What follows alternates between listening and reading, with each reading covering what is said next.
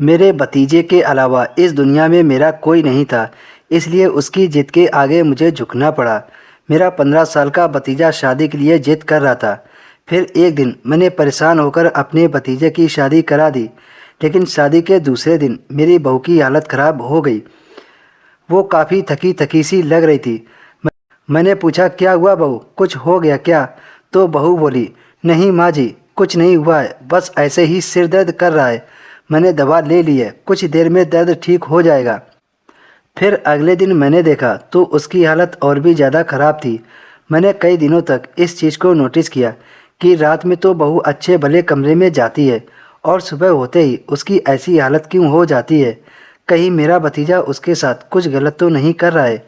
अगले दिन फिर से मैंने देखा कि बहू उदास थी, पर हैरत की बात यह थी कि आज तो बहू के साथ मेरा भतीजा करण भी कुछ अपसेट लग रहा था। मैंने अपनी बहू को बुलाया और पूछा, बेटा तुम दोनों परेशान क्यों लग रहे हो? तब बहू बोली, कुछ नहीं माँ जी, बस ऐसे ही थोड़ा सा मन खराब है। अब तो मैं और भी ज़्यादा सोच में पड़ गई कि आखिर उन दोनों के बीच में ऐसा क्या होता है जिससे इनकी ऐसी हालत होती है। पता लगाने के लिए मैंने अपने बेटे व बहू पर नज़र रखनी शुरू कर दी, लेकिन फिर पीछे हट गई क्योंकि बेटे व बहू पर इस कदर नज़र रखना सही नहीं था। एक दिन मैंने अपने भतीजे को कमरे में बुलाया और सख्ती से सब कुछ पूछा। पहले तो वह नहीं बोला, लेकिन फिर उसने बता दिया। मेरे भतीजे ने जो मुझे बताया उसे सुनकर मेरी जान निकली जा रही थी। मेरे भतीजे ने कहा कि माँ, मैं तो कभी अपनी पत्नी के साथ सोया ही नहीं हूँ। मैं रोज़ रात को कमरे से बाहर आ जाता हूँ क्योंकि मेरे मामा ने डर दे रखा है कि अगर मैं अपनी पत्नी के पास रहा या यह बात किसी को बताई तो मैं तुम्हें जान से मार दूँगा। मैं तो शादी भी नहीं करना चाहता था। मामा ने मुझे डरा डरा कर कह रखा था कि मैं शादी के लिए जिद करूं और शादी करवाऊं।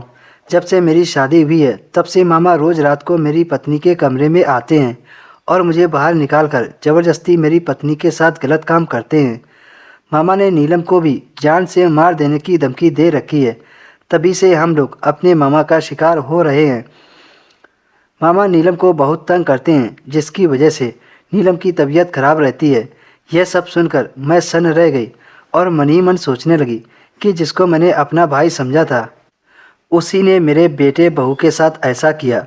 मैंने करण से कहा कि जल्द से जल्द पुलिस को फ़ोन लगाओ, उस दरिंदे को सज़ा होनी चाहिए।